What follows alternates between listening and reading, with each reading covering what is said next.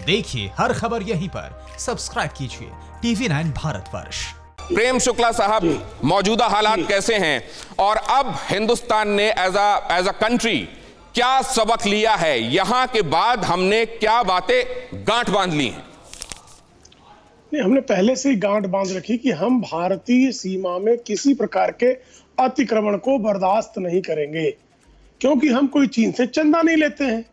चीन से चंदा लेने वाली पार्टियों को तो लगता था कि जब वो अतिक्रमण करता था तो चेहरे पे खूबसूरत तिल दिखाई देता था, क्योंकि राजीव गांधी फाउंडेशन को वहां से चंदा आता था चीनी एम्बेसी से। हमको जो है भारत की संप्रभुता से रंच मात्र समझौता नहीं करना है। चीन को जहां पर वो था वहीं उसको वापस भेजना है। अगर वो हमारी पेट्रोलिंग लाइंस के आसपास आकर किसी प्रकार की वो निर्माण कार्य करता है तो जैसे 15-16 की रात में जला दिया गया, उसी तरह से भविष्य में भी 1 इंच भूमि भी हम भारत की समझौता नहीं करेंगे। हम उसको 43,000 वर्ग किलोमीटर भूमि दान देने वाले नहीं हैं। हम चंदा लेकर FTA के लिए जो है माहौल नहीं बनाने वाले हैं। ये भारत, जिसके लिए भारतीय जनता पार्टी के लिए राष्ट्र प्रथम, पार्टी द्वितीय और व्यक्ति तृतीय है, जिनके लिए व्यक्ति ही प्रथम था, उन्होंने जो कुछ किया उसका भुगतान देश ने किया है। आलोक शर्मा जी से मैं इसका रिएक्शन चाहूंगा। आलोक शर्मा साहब, बहुत सारी बातें प्रत्यक्ष और परोक्ष रूप से कही गई हैं, जवाब। देखिए, मुझे लगता है कि बीजेपी आज भी जो है पूरी तरह से मुद्दों को भटकाने का प्रयास कर रही है। एक कहावत है कि थोथा चना और बाजे घना, तो मोदी साहब का और बीजेपी की सरकार का आज यही हालत हो गया है। आज गंभीर चुनौती है, 2 विकल्प हैं हमारे पास। या तो आप शतुरमुर्ख की तरह अपनी गर्दन को छुपा लीजिए कि हमारे साथ कुछ नहीं हुआ है, या आप देश को साथ लेकर, विपक्ष को साथ लेकर आप कहिए कि ऐसा ऐसा हुआ है और हम इसके लिए मुंहतोड़ जवाब देने को तैयार हैं। लेकिन मुझे लगता है बीजेपी इन दोनों ही रास्तों में से किसी को नहीं अपनाना चाहती है। वो तो क्लीन चिट देना चाहती है। मोदी साहब क्लीन चिट दे रहे हैं, वहाँ का मीडिया क्लीन चिट दे रहा है, चाइना और बीजेपी एक भाषा बोल रहे हैं। किसको कहाँ से चंदा आया, मेरे पास बहुत लंबी लिस्ट है, कौन कौन कब मिला 2007 से लेकर अभी तक। मैं उस चक्कर में नहीं पड़ना चाहता।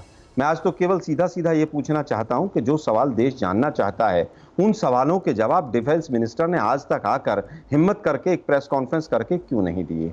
लेकिन वो उसका उत्तर नहीं देंगे, यहाँ से वहाँ घुमाएंगे। हम सीधा सीधा पूछ रहे हैं कि प्रधानमंत्री कह रहे हैं कि 1 इंच जमीन पर मेरी पर कोई कब्जा करने नहीं आया है हिंदुस्तान की जमीन पर। लेकिन तो फिर क्या 2 जून को जो देश के रक्षा मंत्री ने बयान दिया था वो झूठ बोल रहे थे? मिनिस्ट्री ऑफ एक्सटर्नल अफेयर्स झूठ बोल रहे हैं। और आज तो सबसे बड़ी बात हो गई है कि जो हमारे लेफ्टिनेंट जनरल साहब हैं, वो जो गए थे 2 बार 3 बार मीटिंग करके आए हैं इस मुद्दे के ऊपर, उन्होंने बार बार कहा है कि यहाँ से पीछे, हमारी भूमि से चाइना पीछे हटे। तो हमारी भूमि से अगर पीछे हटने की बात आर्मी कर रही है तो मोदी जी आर्मी का मनोबल क्यों तोड़ना चाहते हैं? अगर इंटेलिजेंस फेलियर हुआ तो स्वीकार। शुक्ला जी, जल्दी से इसका जवाब, बाकी मेहमानों का रुख करूंगा मैं उसके बाद।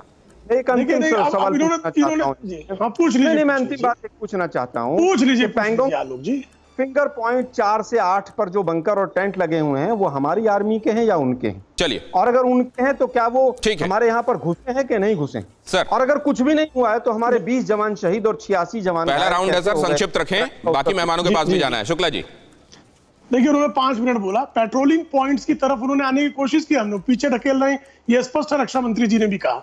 लेकिन सत्य से क्यों भाग रहे? राजीव गांधी फाउंडेशन को क्या 90 करोड़ का चंदा नहीं आया? क्या राजीव गांधी फाउंडेशन चंदा लेने के बाद 33 गुना हमारे व्यापार घाटे में वृद्धि नहीं हुई? और क्या राजीव गांधी फाउंडेशन FTA के समर्थन में काम नहीं कर रहा था? 90 करोड़ चंदा आपने क्यों लिया? क्या सर, हम लोग मुद्दे से भटक रहे हैं। और मैं एक बात और भी जानता हूं कि शुक्ला साहब, नहीं, उन्होंने भी असल में, मैं इस समय ये जानना चाहता हूं कि हिंदुस्तान की स्थिति इस पूरे मसले पर कितनी मजबूत है। फिक्र आपकी, सोमवार से शुक्रवार रात 9 बजे सिर्फ TV9 भारतवर्ष पर।